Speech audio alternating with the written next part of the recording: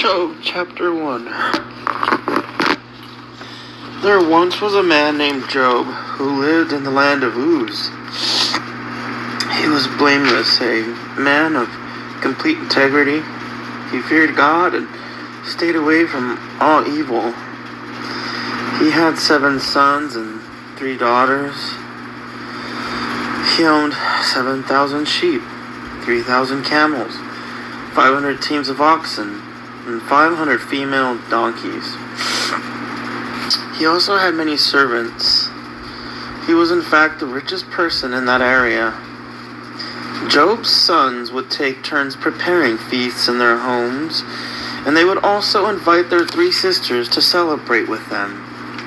And when these celebrations ended, sometimes after several days, Job would purify his children.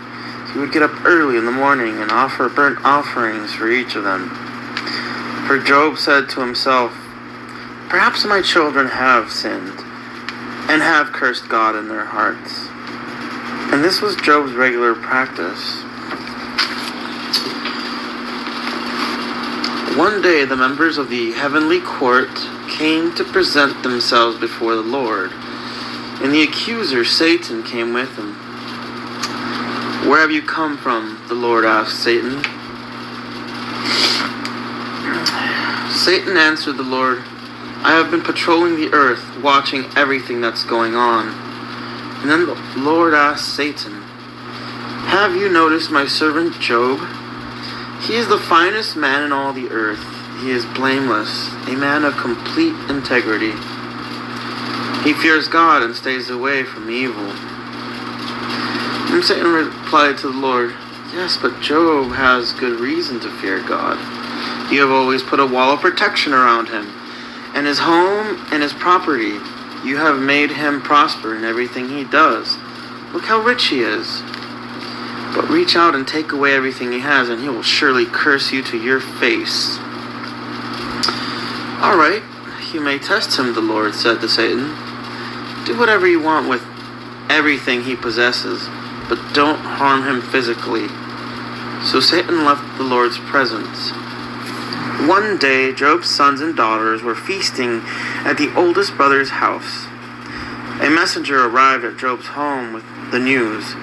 "Your oxen were plowing, with the donkeys feeding beside them. When the Sabeans raided us, and they stole all the animals and killed all the farmhands. I am the only one who escaped to tell you." And while he was still speaking, another messenger arrived with this news. "The fire of God has fallen from heaven and burned up your sheep and all the shepherds, and I am the only one who escaped to tell you." While he was still speaking, a third messenger arrived with this news. "3 bands of Chaldean raiders have stolen your camels and killed your servants. I am the only one who escaped to tell you." And while he was still speaking, another messenger arrived with this news. "Your sons and daughters were feasting in their oldest brother's home, and suddenly a powerful wind swept in from the wilderness and hit the house on all sides. The house collapsed, and all your children are dead. I am the only one who escaped to tell you." Job stood up and tore his robe in grief. Then he shaved his head and fell to the ground to worship. And he said, "There goes my life. There goes my..." Where's chapter 2? Is this chapter 2? What the heck?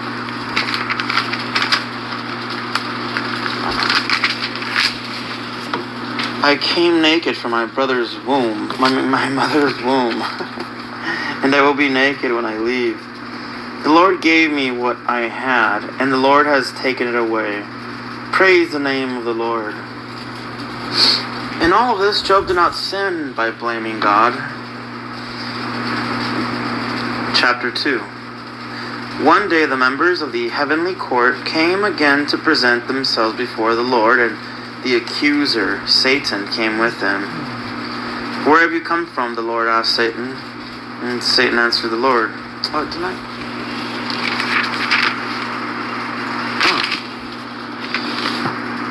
I've been patrolling the earth, watching everything that's going on.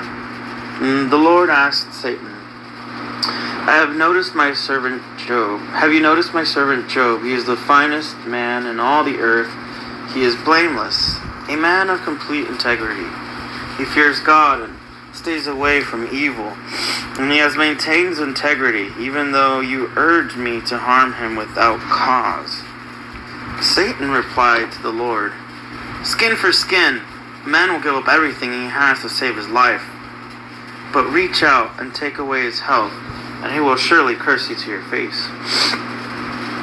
All right, do that with him as you please, the Lord said to Satan, but spare his life.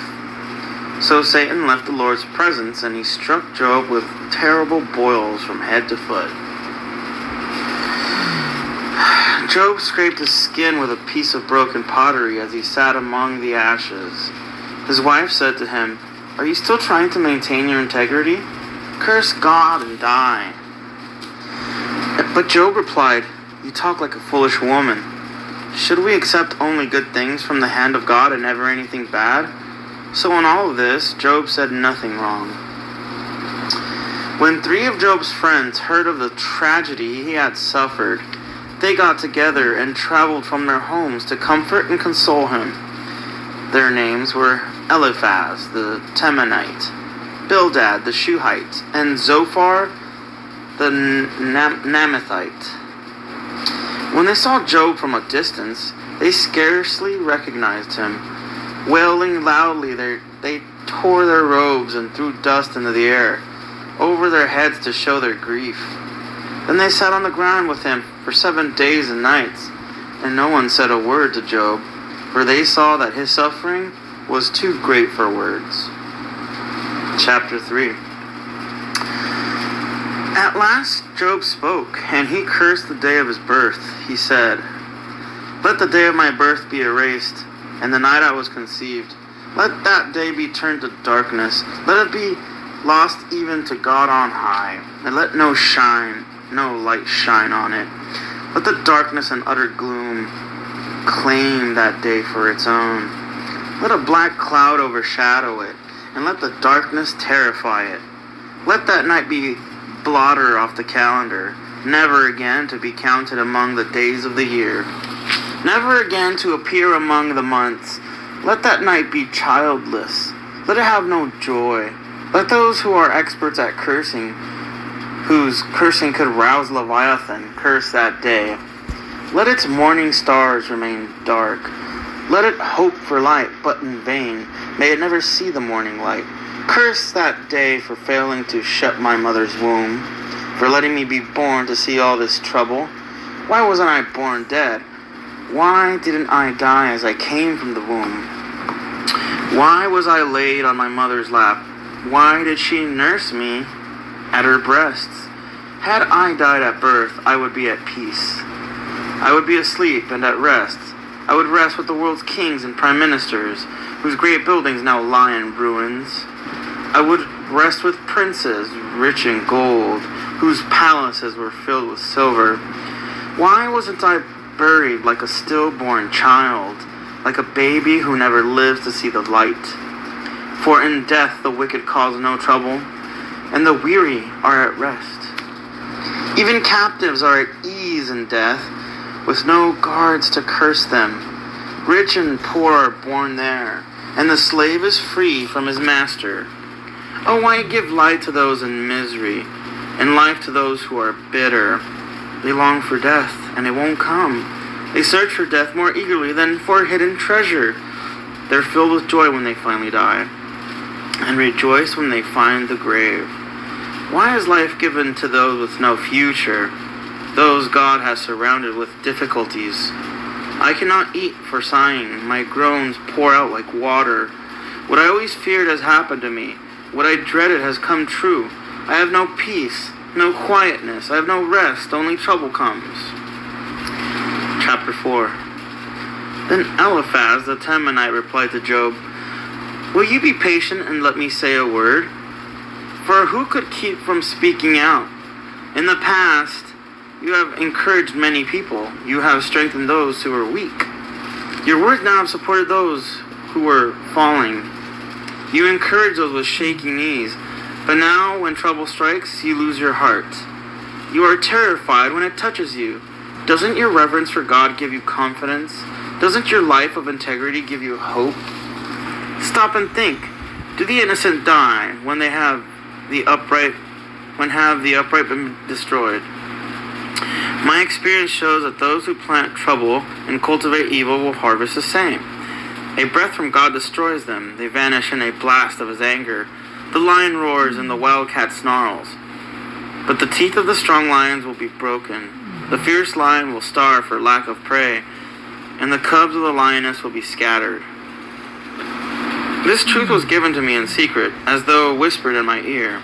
It came to me in a disturbing vision at night, when people are in deep sleep. Fear gripped me, and my bones trembled. A spirit swept past my face, and my hair stood on end. The spirit stopped, but I couldn't see its shape. There was a form before my eyes. In the silence I heard a voice say, "Can a mortal be innocent before God? Can anyone be pure like the Creator? If God does not trust his own angels and has charged his messengers with foolishness, how much less will he trust people made of clay, red clay? They are made of dust, crushed as easily as a moth. They are alive in the morning but dead in the evening, gone forever without a trace. Their tent cords are pulled, and the tent collapses, and they die in ignorance."